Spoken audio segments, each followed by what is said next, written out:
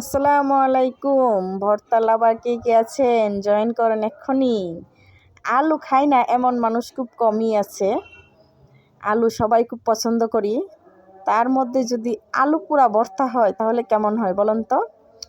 আজকে আপনাদের মাঝে নিয়ে চলে আসলাম আলু পুরি ভর্তা করব। এই জন্য আমি আলুটা আগে থেকে একটু সিদ্ধ করে নিচ্ছিলাম। একটু না, প্রায় 90% সিদ্ধ করে নিচ্ছি। তারপর এটাকে আমি সিলে নিছিলাম, সিলে সিদ্ধ দিচ্ছিলাম। আপনারা চাইলে আস্ত মানে শিলা ছাড়াও সিদ্ধ দিতে পারেন।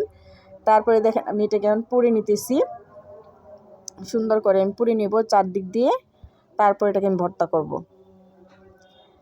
আলু পুরব, তারপর আপনার শুকনো মরিচ পুরব, যে এরকম সুন্দর করে সবটুকু ঘুরিয়ে ঘুরিয়ে কাঁটা চামচ দিয়ে, কাঁটা চামচ না হলে আপনি কাঠি ভিতরে ঢুকিয়েও পুড়তে পারেন। ভালো করে পুড়ে নেবেন। আপনি সিদ্ধ করে যদি না নিয়ে নেন তাহলে আপনার আলুটা শক্ত থাকবে ভিতরে। এই জন্য আমি আগে থেকে একটু সিদ্ধ করে নিচ্ছি। এই যে শুকনো মরিচ আবার কাঁটা চামচের ভিতরে ঢুকিয়ে শুকনো মরিচগুলো পুড়ে নিতেছি।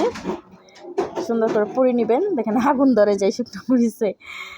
আচ্ছা, যাই হোক, যেমন ঝাল খেতে চান তেমন শুকনো মরিচ দিয়ে নেবেন। তারপরে এই যে পেঁয়াজ করতেছি, কাঁচা পেঁয়াজ নাকি খেতে হয় না, এই জন্য আপনার ফেরেস্তা আছে না, এই জন্য কাঁচা পেঁয়াজটা আমি পুড়ে নিচ্ছি।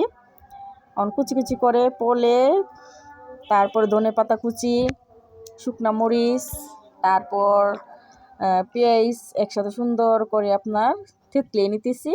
আপনারা চাইলে হাতেও করতে পারেন। আমার হাত জ্বলে, এই জন্য আমি এটা দিয়ে ছেঁচনি নিতে। ভর্তা আসলে হাত দিয়ে মাখালে বেশি মজা হয় আমি মনে করি, কারণ হাত দিয়ে ভর্তাটা টেস্ট অন্যরকম হয়। কিন্তু আজকে আমি হাত দিয়ে করতে পারলাম না। এই যে সুন্দর করে আমি পেঁয়াজ, শুকনো মরিচ আর ধনে পাতা একসাথে মিক্সড করে নিতেছি। তারপর দিয়ে দিব পরিমাণ মতো লবণ, দিয়ে এটাকে একটু থেতলিয়ে নিব। থেতলিয়ে নিয়ে তারপর আপনার আলুটা দিয়ে সুন্দর করে ভর্তা করে নিব। এই যে এখন সুন্দর করে আমি একসাথে করে নিচ্ছি আলুর সাথে। তারপর দিয়ে দিব আপনার এই সরিষার তেল,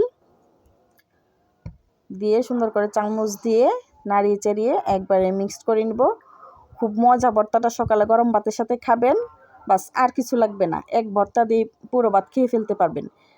যাদের মুখে স্বাদ নাই তারা এই ভর্তাটা অবশ্যই বানিয়ে খাবেন, দেখবেন অনেক টেস্ট হবে। এই যে ফাইনাল লুক, মাশাআল্লাহ, খুব সুন্দর হয়েছে।